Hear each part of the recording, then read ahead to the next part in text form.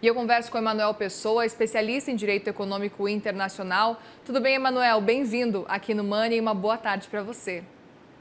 Boa tarde, Muriel. Tudo bom? Prazer estar aqui. Prazer é nosso em te receber. Qual é a avaliação que você faz diante aí desse anúncio que foi feito pelos Estados Unidos da retirada de Alexandre de Moraes e da Viviane, a esposa dele, da Lei Magnitsky?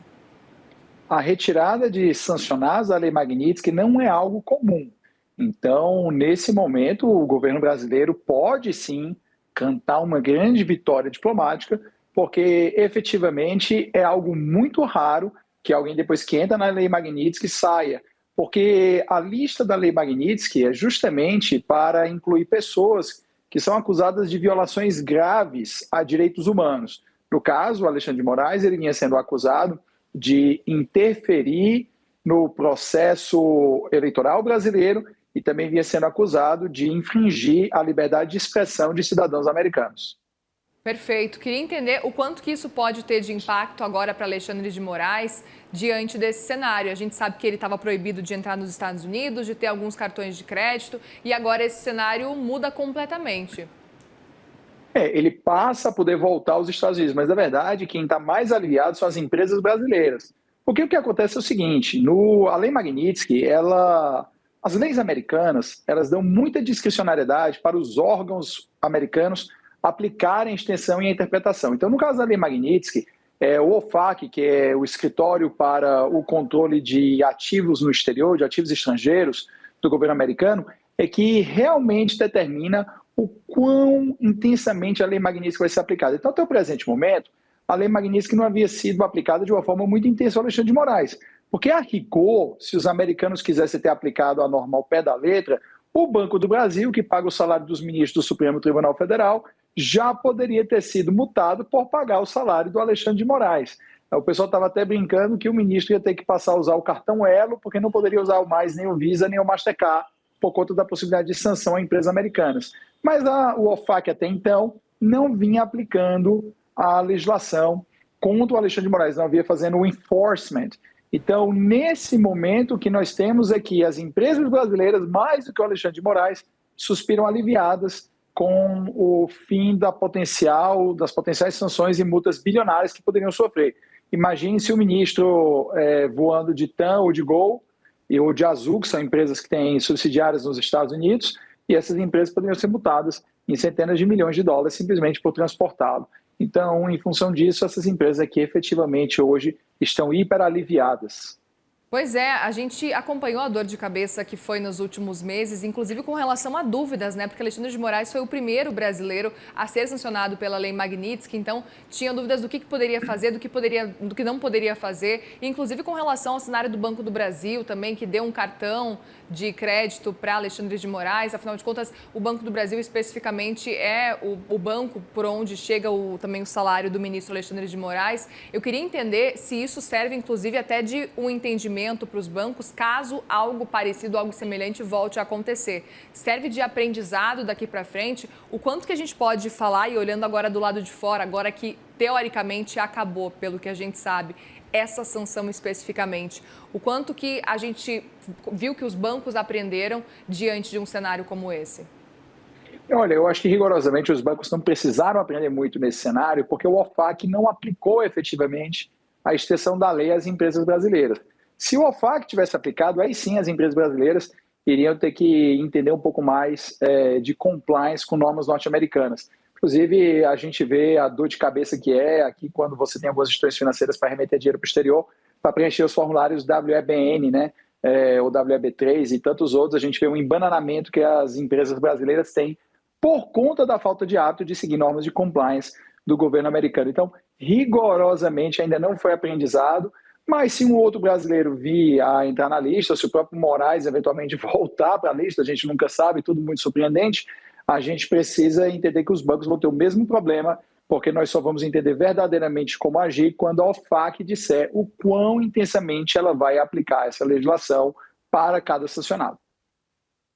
E aí, diante desse cenário, quanto que a gente começa a entender também que, aparentemente, o mercado pode vir a reagir? Porque a gente está acompanhando, por exemplo, o cenário do mercado. O mercado reagiu rápido, mas não foi uma reação nem impactante para cima ou para baixo. O mercado continuou operando no positivo, como já estava fazendo antes. Os bancos até ampliaram um pouco os ganhos, muito por causa desse alívio que você trazia para a gente, mas nada tão relevante, nada tão expressivo também, né?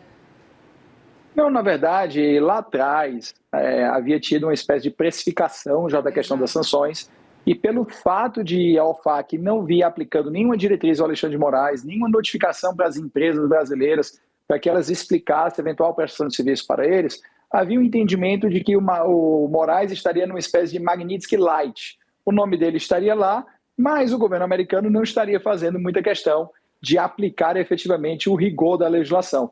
Aí você vê a ironia, né? O Alexandre de Moraes é um juiz que aplica a norma de forma tão rigorosa, mas para ele até aqui, até o momento que ele saiu da Magnitsky, o governo americano foi muito brando com ele. Então, rigorosamente, ele não experimentou nada da lei Magnitsky, a não ser não poder visitar os Estados Unidos. Perfeito.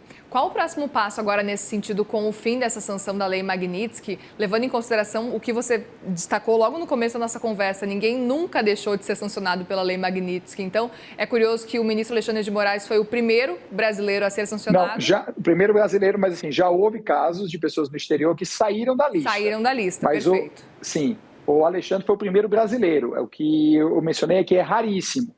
Tá. Já houve uma organização da faixa de Gaza que saiu da lista e houve um político da Hungria que também saiu da lista. Então, o Alexandre de Moraes está num grupo seleto que Bem não lembrado. deve ter 10 pessoas. Perfeito. E aí eu queria entender justamente quais são agora, qual o cenário para o Alexandre de Moraes na sua avaliação diante desse recuo por parte de Donald Trump daqui para frente, porque aparentemente o Donald Trump está deixando muito claro que o foco dele agora é econômico. Eu acho que, na verdade, nós temos 3 pontos a se considerar, né? Primeiro, a viagem do Joesley Batista à Venezuela, que é um ponto que não deve deixar de ser considerado. Então, essa intermediação que o Joesley fez do governo Trump e do governo brasileiro mostrou que ele hoje é um grande player geopolítico. Então, ele é realmente uma pessoa cujas influências se fazem sentir no Salão Oval, se fazem sentir em Caracas e se fazem sentir na Praça dos Três Poderes. Lembramos que o Joesley, em 2015, né, a JIF, assinou um contrato de fornecimento de proteína na crise humanitária venezuelana de 2,1 bilhão de dólares, que foi intermediado pelo Diosdado Cabello, que é apontado por Trump como líder do cartel de Solis, né, o cartel do narcotráfico. Então, quando o Joesley vai à Venezuela para tentar pedir que o Maduro renuncie, ele fez a distensão diplomática, por meio da diplomacia empresarial, entre o governo brasileiro e o governo dos Estados Unidos. Então, hoje, o governo brasileiro comemora, mas rigorosamente não foi a chancelaria, não foi o Itamaraty que obteve esse gol para o governo brasileiro. Esse gol tem nome e o nome é Joesley. Então, rigorosamente, foi ele que conseguiu isso. Segundo ponto a se considerar, que é importante entender, é o seguinte: agora a pressão sobre Eduardo Bolsonaro do Supremo Tribunal Federal será muito maior por um motivo muito simples, já que não existem as sanções da Magnitsky, já que isso foi desconsiderado, né, não há mais punição a Alexandre de Moraes, obviamente ele vai se sentir mais à vontade para voltar suas atenções a Eduardo Bolsonaro e dar seguimento no processo criminal que é movido contra ele pelos supostos crimes de atentado à soberania nacional, pelo suposto papel que ele teve na questão das sanções do governo americano ao governo brasileiro. E o terceiro ponto que a gente precisa necessariamente considerar numa situação como essa, Muriel, é o seguinte: ao mesmo tempo em que você tem o levantamento das sanções da Magnitsky, você ainda não resolveu todos os problemas das tarifas. Então, nós temos ainda uma situação que o governo brasileiro, para resolver o resto do problema das tarifas, vai provavelmente participar de uma negociação mais ampla envolvendo a exploração de terras raras. E aí a gente só espera que o governo brasileiro dessa vez saiba aproveitar a oportunidade e consiga, junto ao governo americano, não apenas o extrativismo das terras raras nesse negócio, mas que as terras raras sejam beneficiadas no Brasil e que o governo brasileiro controle a exportação, porque isso obriga indústrias de ponta a virem produzir no Brasil. Isso significa que nós poderíamos ter um polo industrial de produção de ímãs magnéticos, satélites, celulares, na região ali de Araxá, que é uma região rica em terras raras, se o governo brasileiro souber jogar bem essa negociação. Então, os 3 pontos aí, claramente, é pressão do Eduardo Bolsonaro, papel do Joesley, e agora resta negociar com o governo americano o fim das demais sanções referentes ao tarifaço. Muito bem, Emanuel Pessoa, especialista em Direito Econômico Internacional. Obrigada mais uma vez pela conversa aqui no CNN Money e uma boa sexta para você também. Obrigado, Muriel. Boa sexta. Fica com Deus. Obrigada.